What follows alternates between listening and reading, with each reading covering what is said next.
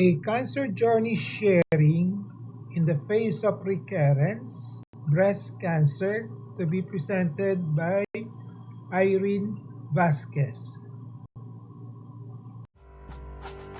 Ko si Maria Irene C. Vasquez, 64 years old.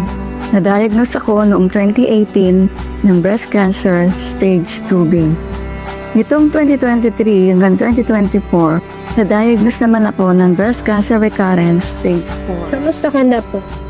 Sa ngayon, sa kasalukuyan ay nagpapagaling na ako dahil nakatapos na ako ng 2 treatment ng chemotherapy at radiation therapy.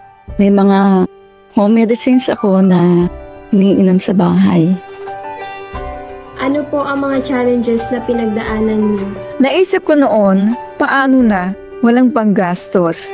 PhilHealth ang sumagot ng gastos ko sa chemotherapy ko na 18 cycles. Mahirap ang walang pera. Tuwing pupunta after 21 days sa PGH. Panay ang dasal na sana marami ang taong tutulong sa amin. Natutrauma ako sa bawat turok ng karayom ng IV tuwing chemo ko. Medyo nakaranas ng konting pagkahilo after bigyan ng pre-meds. Ang hirap noong una dahil commute lang kami, pero kalaunan nakaabel ang paggamit ng ambulansya, nabawasan ang pagod at hirap sa pagpunta sa PGH Manila. Nakatapos din ako ng 35 sessions ng radiation therapy. Mahirap din dahil araw-araw ang schedule. Panggastos na naman ang kailangan.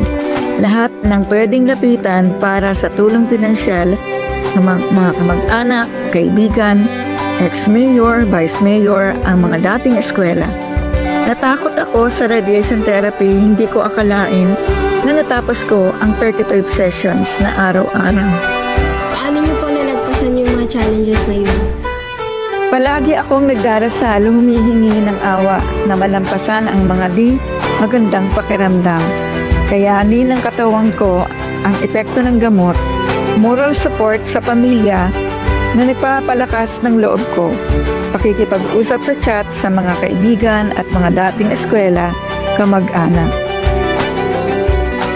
Pinaghanda ako ng mga pagkain na pwede kong kainin upang lumakas ang aking katawan. Sa mga pinagdaanan niyo po, ano po ang inyong natutunan? Natutunan ko sa aking struggle ay huwag mawawala ng pag-asa. Palagi magdasal sa ating Panginoong Diyos, maging matatag sa pananampalataya. Tayo, magkaroon ng open communication sa ating pamilya, mga kamag-anak, kapatid at mga kaibigan. Ano pong maipapayo niyo sa mga katulad yung cancer patients upang malagpasan ang mga ganitong pagsubok sa buhay?